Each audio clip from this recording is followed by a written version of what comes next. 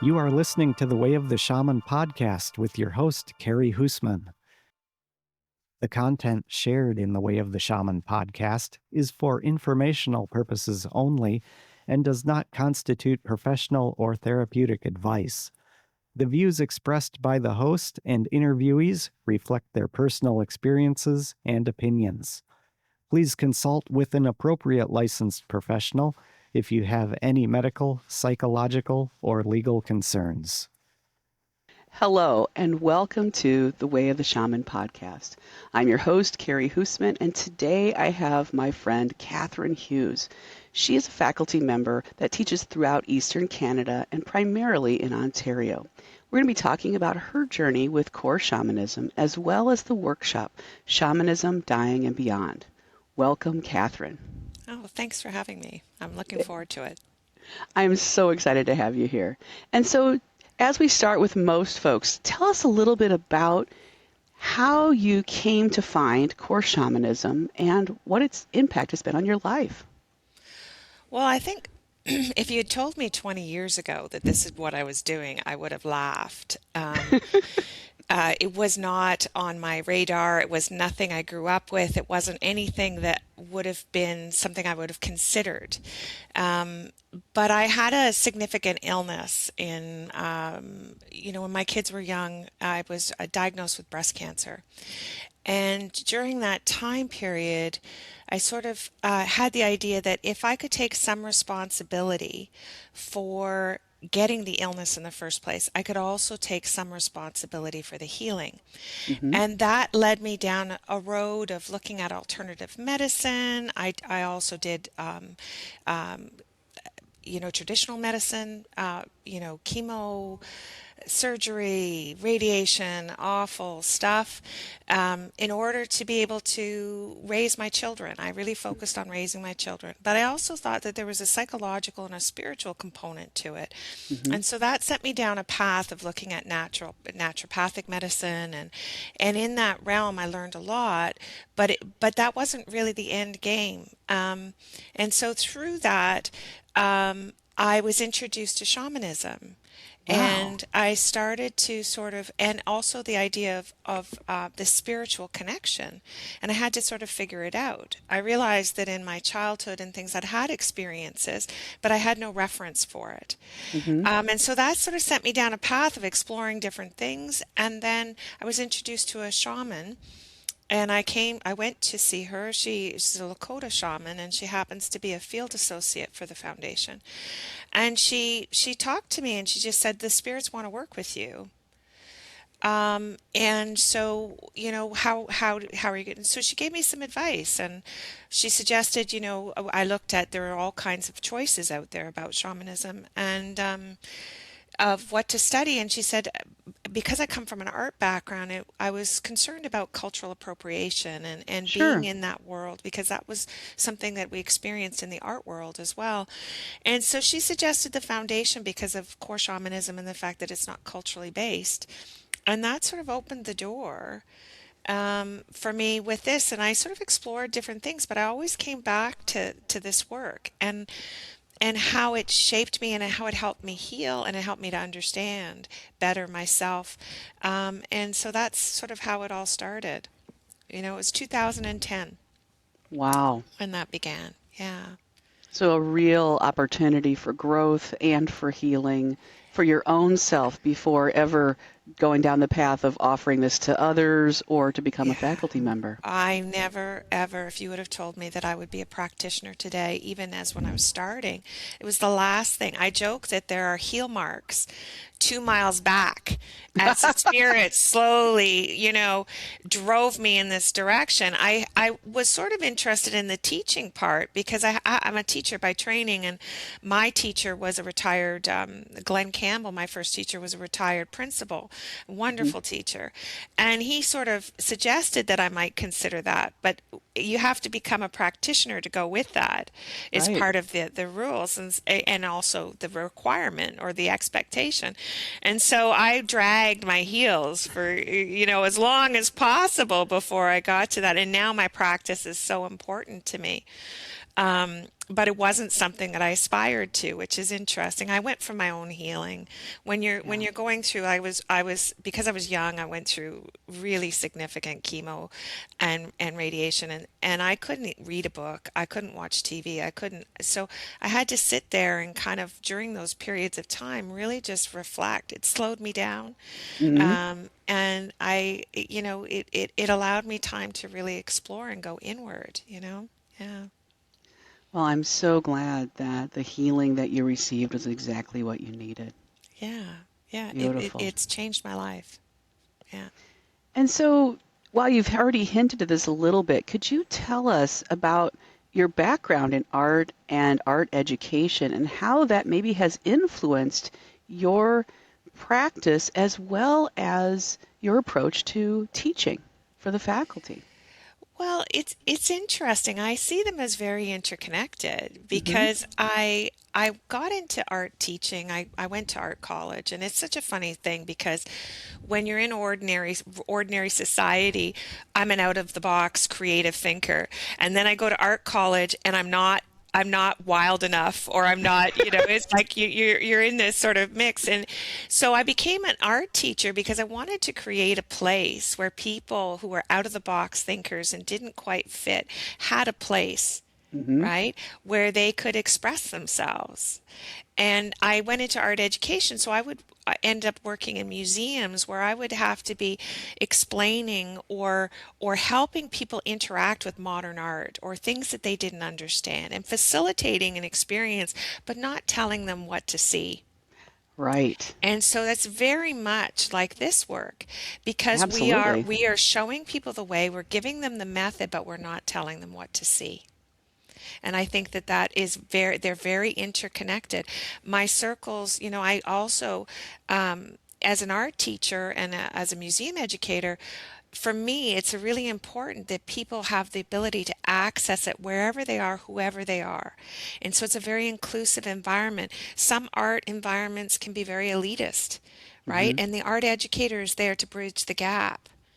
Right? And so I feel very much like my teaching in this work is about inclusivity. I really, everybody is welcome, regardless of their previous or current religion, regardless of race, regardless of culture. Let's all come together and explore, and each person will have their independent experience, the same as when we create artwork or Wow. view artwork. So that to me, they're very, very similar. Thank you for that, Catherine. That really does tie it together in such a beautiful way.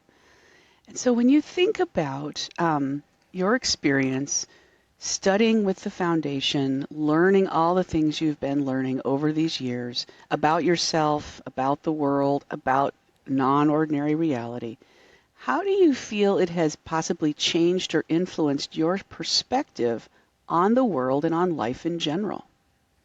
Well, that's interesting. I think that I had a very interesting experience with a participant lately whose worldview was quite dire. And she felt that this world was horrible and that the spirit world was something much more beautiful.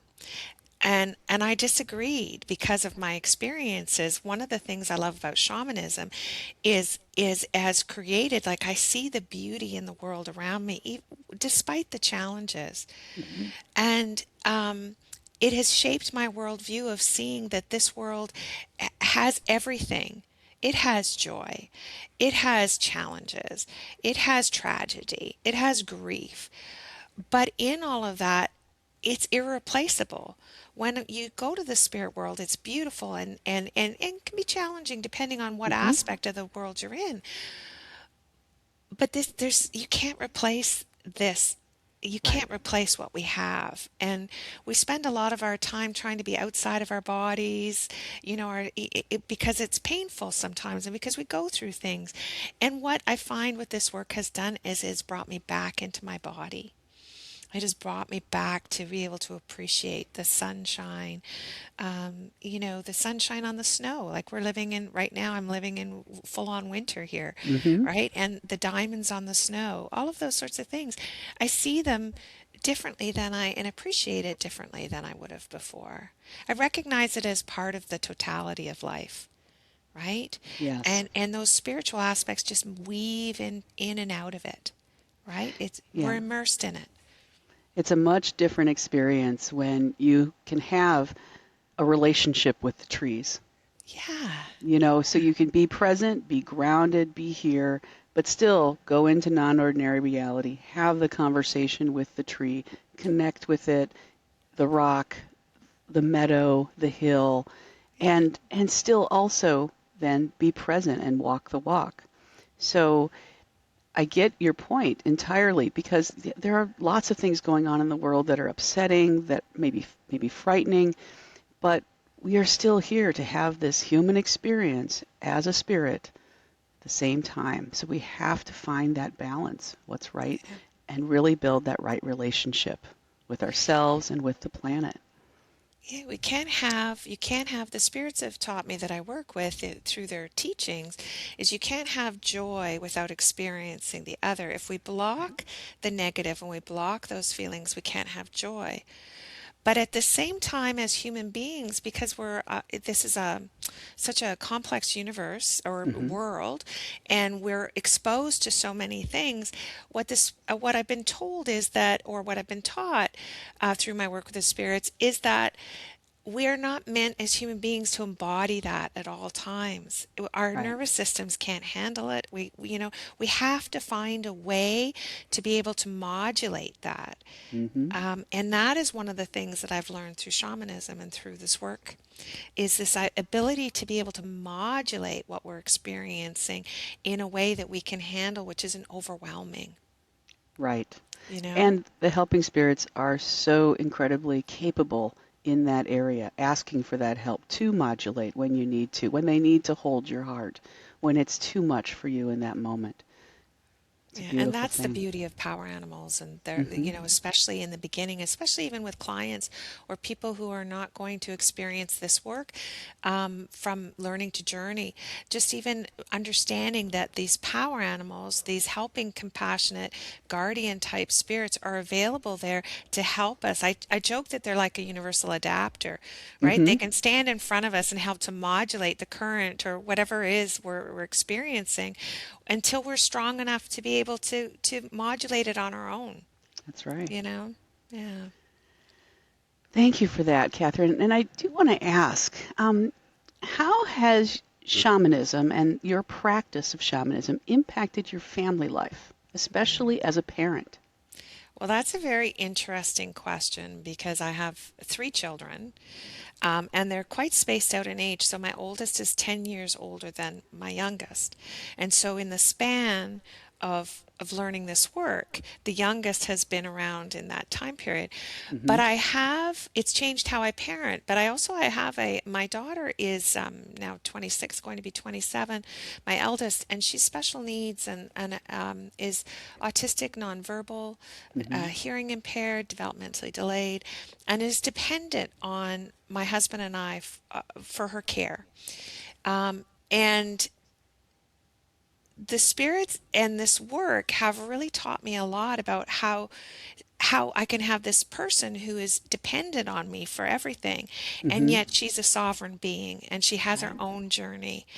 And it really taught me to kind of step back, some hard lessons, to step back and respect that she has her own path and journey in this life. Hmm. And it's shaped how I work with her, uh, both as a parent and as a caregiver. But then it's also trickled down to how I treat my sons as well. Um, this work has been indispensable in teaching me how to work, how to engage with my daughter Amara in a way that is rich for both of us.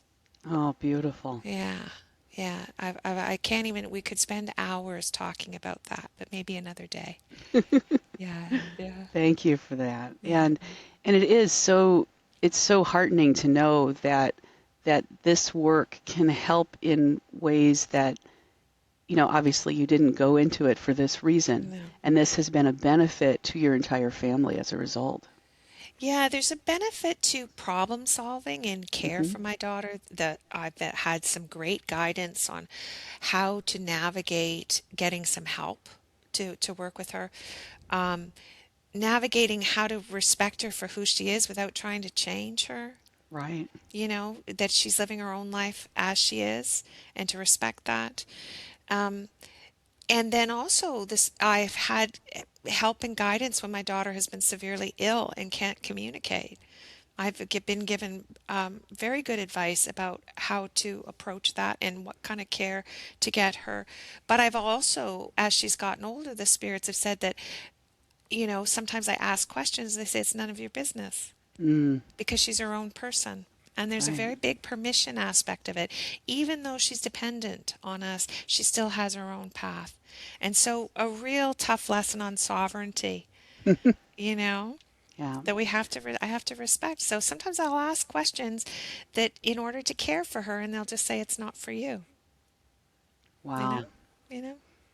Yeah. Really respecting the ethical boundaries and the Hmm. permissions and Hmm. consent that are so important as far as that ethical backbone of core shamanism. Yeah. So tell us a little bit about core shamanism. Like, could you explain to us what that concept is, especially in modern times? Mm. Well, to me, the number one thing that comes to mind is the fact that it's an independent spirituality, and that each of us comes to it as an independent being and is going to have independent experiences. And so, as a faculty member, I'm just facilitating someone having their own experience, Hmm. right? Which I True. think is so, so important. Um, Michael Harner looked at universal and near universal practices. So he had studied with indigenous cultures, shamanic cultures. And then he looked at what was common around the world, right, in different cultures. And that could be that could be included in early Judaism or early Christianity. You can see those Hmm. You seeds can. there. You can see those seeds of shamanic practice in places like Sicily and in the Balkans and all in everywhere in the world. And what he looked at is what was common and universal or near universal. And so, what I like about it is that it's independent and you have your lens of your culture, whatever that is. And in our circles now, we have people, in his day, he was bringing it to Westerners. Hmm. But within the Western culture, there are many, many, many different cultures. And Right. so then people can look at these universal practices and then go back and say, okay, how does that relate to my cultural background? Where are the seeds there that maybe aren't there now? And so for me, what I find the number one thing is that it's independent. Hmm. It really, and that people it's not a belief system. People shape their view based on their experiences. And that shifts over time. The experiences I had 10 years ago and the experiences I'm having now and the experiences I'm going to have 10 years from now, you are going to shape um, how I view this. Right. It's an ever expanding sort of understanding of the cosmos. That's right, Yeah. because really you're never going to run out of questions to ask the Oh, helping spirits, and they are never going to run out of ways to help you grow. yeah.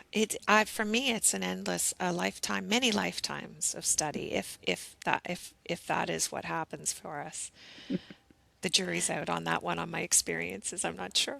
Yeah. Yeah. So, can you shift gears a little bit and tell Okay. us what participants would expect during a typical shamanic healing session? Hmm. Well, I work very much in the way that I've been taught through the foundation. We have a lot of workshops and experiences and teachers who have practices who help to shape how my practice is today. Absolutely. So I typically somebody reaches out to me, and then I send them a little bit of an email back that gives a little bit of information about how I work, and I ask for express permission to journey on their behalf. And so then I journey on their behalf and I give them a little bit of information so we can have informed consent. right? And then once that is established, then we set up a time to meet. And it's either on Zoom or it's in my office. I have an office that I use a few times a month if I'm seeing people in person. And I'll answer questions. We call in the spirits. I don't typically touch people unless I ask expressly. It's just the way I work, the way I've learned to work, it seems it's completely effective that way. That's just Hmm. how I've chosen to work. Um, and then I'll call in the spirits, and then I'll start to move these helping compassionate spirits that we work with, and I work with their power to help work on the healing for the person. And some of that can be emotional. It's a variety. We're looking at all aspects of well-being of a person, whether that's physical, emotional, spiritual. Um, and I have a tendency to sing a lot in my practice because that's the way the spirits like to work with me. I don't Oh, have a great. beautiful voice. It's not a trained voice. But have found that there's a lot of power in it when I allow those things to happen. So there'll be some singing and some movement, and I'll be moving my hands and using my rattles and using my drum. And then when it's done, it's done. Hmm. I'll give the person a little bit of time to integrate, and then we have a little conversation. My spirits like to give a bit of homework, right? So often there's a little bit of homework for the person to do, and then I typically, leave it in their hands to decide when they're ready to come back, if they need to come back, because I Right. think it's important that they have that power. Hmm. It's not me telling them when to come back. I have the spirits for the most part leave it in their hands because they need to integrate the healing that has just occurred, right? So, Absolutely. yeah. And so what's beautiful about it is I've built relationships with some of the clients over 2, 3, 4, 5 years. It's so beautiful. Some people come once and don't come again, but some, are working on something over the years, and it's so beautiful to see how their life changes and how they grow and how they're able to meet the challenges that they have, with a greater power and certainty. Hmm. Yeah. Yeah, the unburdening that comes from a shamanic healing session is really irreplaceable. Yeah, but also the return of power. Yes. We tend to leak power Hmm. for a variety of reasons. It's not always through trauma. Sometimes it's just through life events, making choices, We tend to leak this power. And so to see people living fully with that, that's pretty beautiful. It is beautiful. Yeah. So, shifting gears again, we're going to start talking about the workshop, Shamanism, Dying and Beyond. And I know that when I asked which workshop you would like to talk about, there was no hesitation that you really enjoy this workshop. And Yeah. I couldn't agree with you more. It's a phenomenal workshop. And, its companion, the virtual version, Shamanist Yeah. Psychopomp, teaches these same practices. But tell us, from your perspective, what is it that you enjoy so much about teaching this workshop? Can I tell you a little story first? Absolutely. Okay. So, because I don't think I can have one without the other. So I had a number of deaths in my family over the years, and I felt that I was not trained or properly educated in my family structure in order to deal with those deaths in a way that I felt was like I was expected to mourn. I was expected to go through the motions of supporting the death and of planning, in my case, always being the one to plan funerals and those sorts of things. But I didn't feel it in my family structure or even in society today. In I wasn't equipped to deal with death. It's something we don't talk about. It's something that is sort of shoved away. It's avoided, and so in getting towards this work, I was so excited to take Shamanism, Dying and Beyond, in person before we had the online version, because I felt like, oh, finally, I can get the tools that I need to just meet death in a way that feels appropriate and respectful.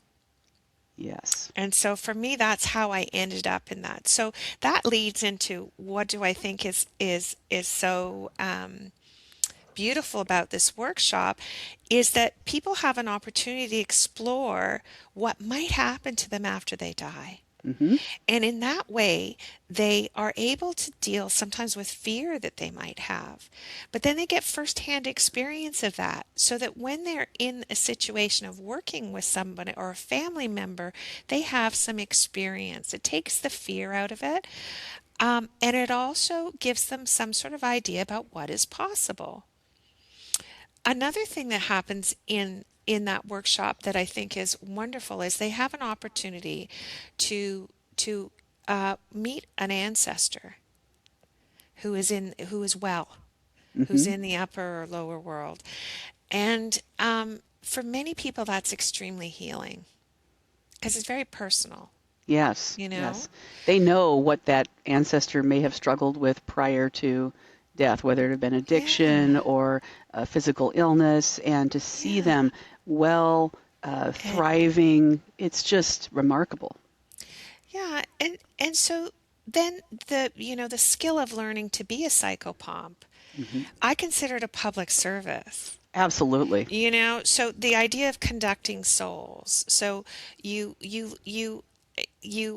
go out on a journey and you engage with souls in the middle world who may or may not need assistance. Not everybody in the middle world needs assistance. Sometimes they have things they're doing or they're here, cultural backgrounds, souls stay around, that sort of thing.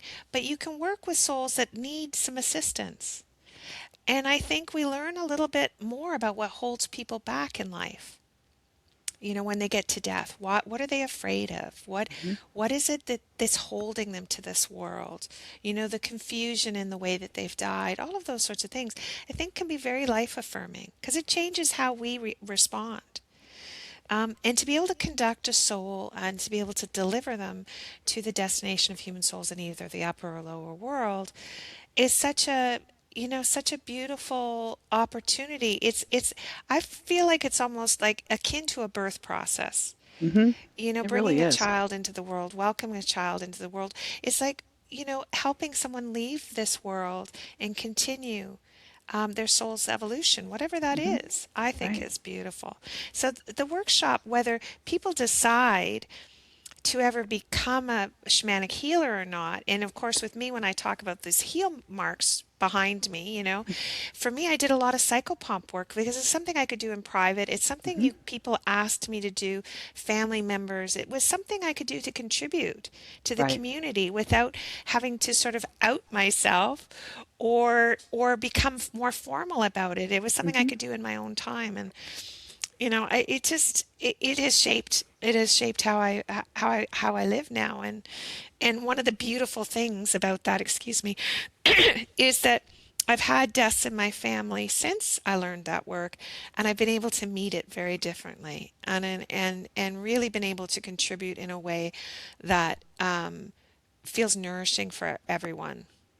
Could you expand a little bit on that? What has shifted when you consider approaching death before and feeling a little bit empty-handed as far as resources and following the drill as far as the family's wake or funeral, however they would do things, and now when someone is nearing passing or those days and weeks afterward, how would you say your approach to it has changed?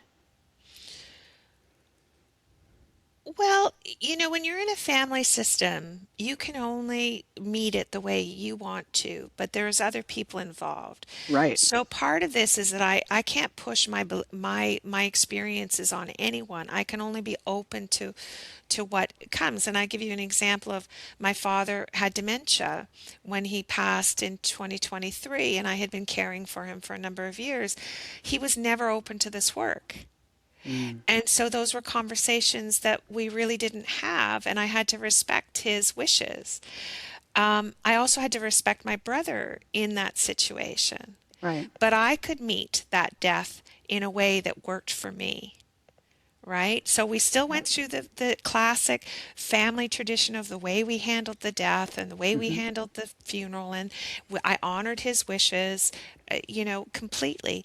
But I could change how I met with it, and I was open to having conversations with anybody who was willing to have those conversations. And Nice. what I found was the caregivers, my father was in a veterans center, the caregivers recognized that me, and we could have very real conversations. Oh, beautiful. So it's not always, you have to meet those conversations where they come.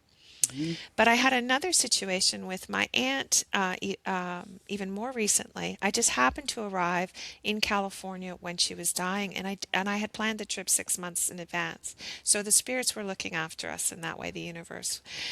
And she was a deeply religious person, but she was very open to what I did. And so I was able to speak with her the last day before she died, and she would describe that there were beings behind me who were, and so she was in between veils, Hmm. seeing those psychopomp beings that come to help family members and greet them.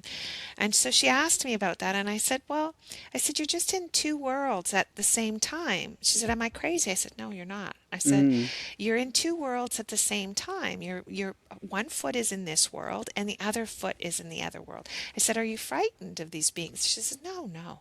They seem very kind. And I said, it's okay. So I said, when the time comes, you can go with them.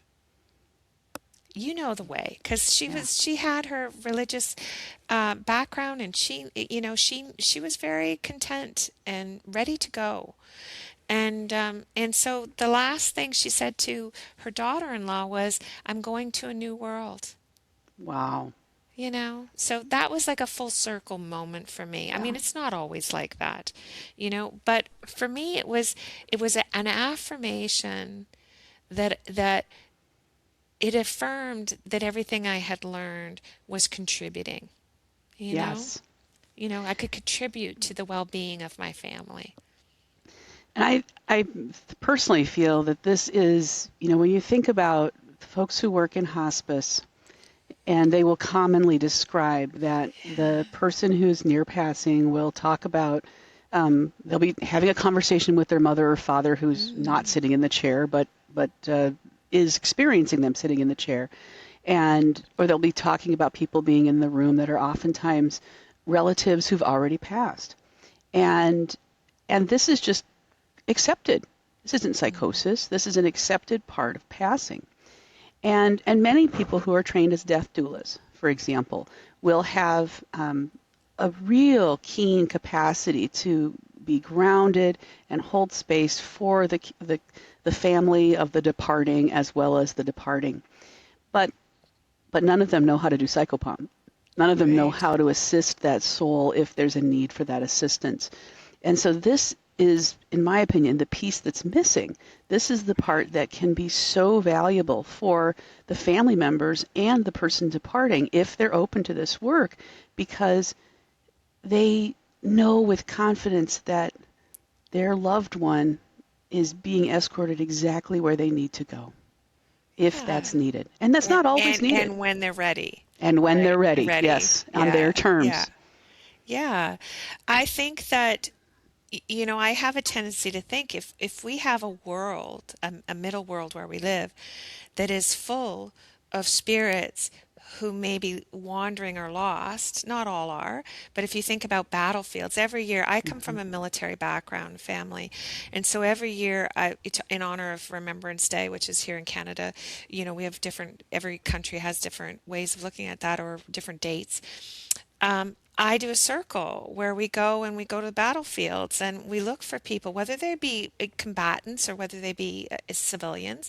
Is there someone there who needs assistance? Hmm. How does that impact us when in those places there are hundreds and hundreds of souls who still think the war is on? Right, right. Or you go and you journey to a hospital, and the hospital, there's a number of spirits there who are wandering the corridors, not Hmm. either knowing they're dead or for a variety of reasons. How does that impact the living, Right, right. right? Some people So, are unaware, others sense that there's yeah, something up. They feel it, they sense yeah, it, that there's, and oftentimes there's that sense of sorrow or fear that they're picking up on, and Yeah. being able to alleviate that suffering of the suffering beings who are still here, have not moved on yet, you would think has to have a positive impact on the planet, on the neighborhood, on that hospital ward. Yeah.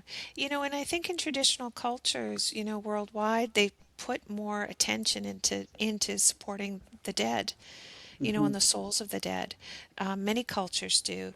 And in religion, in organized religion, there was a sense of doing that. I had a beautiful experience sitting vigil with a friend of mine's mother, and it was actually really helpful for me because it was an Anglican minister, and this woman had dementia, and so she wasn't unable to talk and unable to interact, and she was in the death process. And the minister came, and he was so kind and so compassionate, and he gave her the sort of the ritual of last rites, and Hmm. and I watched her mouth along with him the words. So even though in her state she knew the words, and it was all about Hmm. unburdening her soul so that she Yeah. could transcend. And that was a really beautiful lesson for me, having grown up in religion and organized religion, and then just in never being comfortable with it. But I was really given a teaching about the beauty in some of Hmm. that.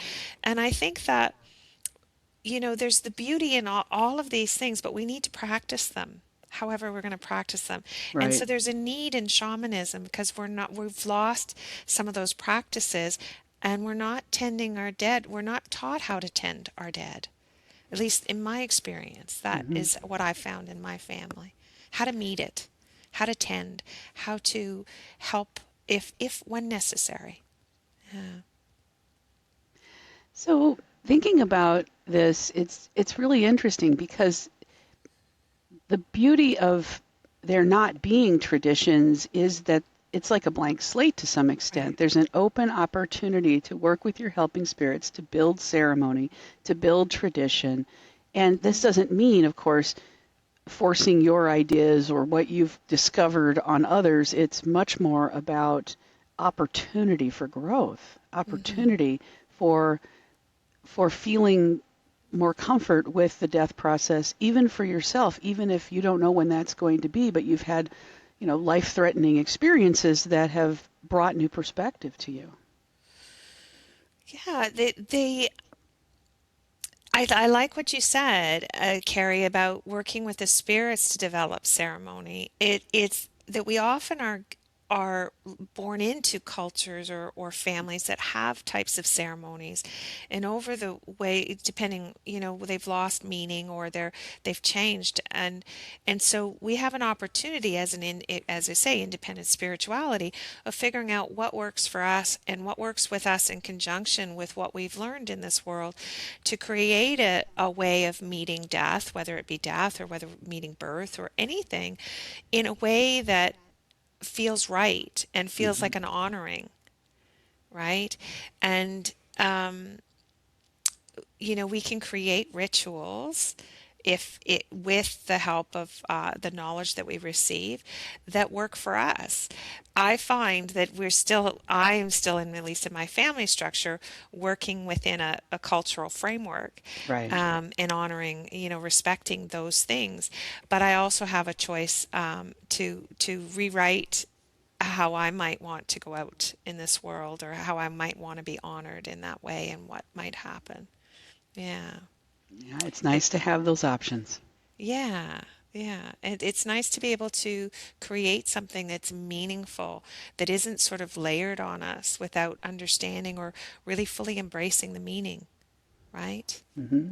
Yeah. So a different question about Psychopomp, which is conductor of souls. Um, what about students who might be interested in learning this work, but they're maybe concerned about their own religious or cultural background, maybe fearful of middle world spirits, the suffering beings? How do you help them understand that this work is actually quite safe to do, very effective work once they've learned the framework and really the steps of the process? Well, one thing I've started telling participants recently is that we live in the middle world, and the middle world is full of spirits, whether we see them or interact with them or not. They're here. Hmm. They're already here. The tree spirits, the nature spirits, the deceased souls at the hospital, they're everywhere, right? So the difference is that we're approaching them with some knowledge and understanding. They're here anyway, right? And many sensitive people feel them or have experiences without understanding, without having the ability to interact in a way that works for them. So first of all, we work with helping compassionate spirits. The reason why Michael set this up is that we start by introducing participants to helping compassionate spirits in the upper or lower world that can travel the worlds, and so that they can provide us with guidance and support, power and protection, right? So we start with that. And then we go out into the middle world with these beings helping us to understand what we're experiencing. And then we interact with these middle world spirits, but in a way that is grounded, and we have protection and we have some knowledge and understanding. So one of the things I'd like to ask is, you've already alluded to some of the key teachings in shamanism, dying and beyond. Learning, visiting ancestors, learning about what it's like after they've passed. Is there anything else that you feel comfortable sharing with our listeners about the practices that the students and participants in this workshop will learn in shamanism, dying and beyond? I think that this workshop is very life affirming. Mm-hmm. I think that through this work we can learn a lot about what prevents us from living fully. I think that, I personally came back with a greater love of this life that I have, despite some of my, previous experiences, which were also life affirming through my illness. But I think that I really do feel that this work contributes to the way we walk in this world and the way that we communicate with other people. Whether you ever learn extraction or all of these other healing methods, this Mm-hmm. one workshop really contributes to how we walk in this world and the conversations that we can have with people, and our our willingness to share both joy and grief That's true. in a meaningful way. It shapes it. I do not believe you can come out of this workshop and not be changed. I would agree with that. I think Yeah, it is one of the workshops that will change how you walk on the earth, probably for the rest of your life. yeah, yeah. And I think that's a contribution to the Hmm. well-being of humanity, Yeah, personally. it Yeah, really is. yeah. So, what advice would you give someone who is curious about shamanic work but not sure where to start?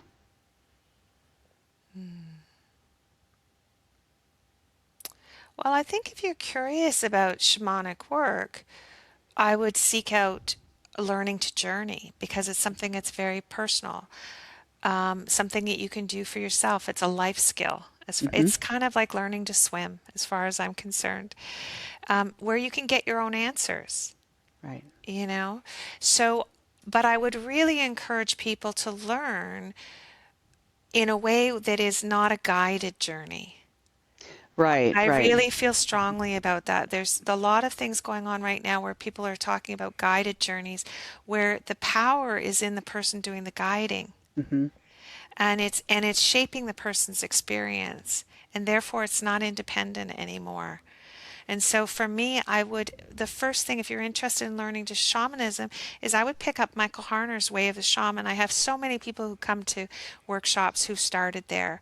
He lays Yes. a lot of things out. You can experiment and explore in that.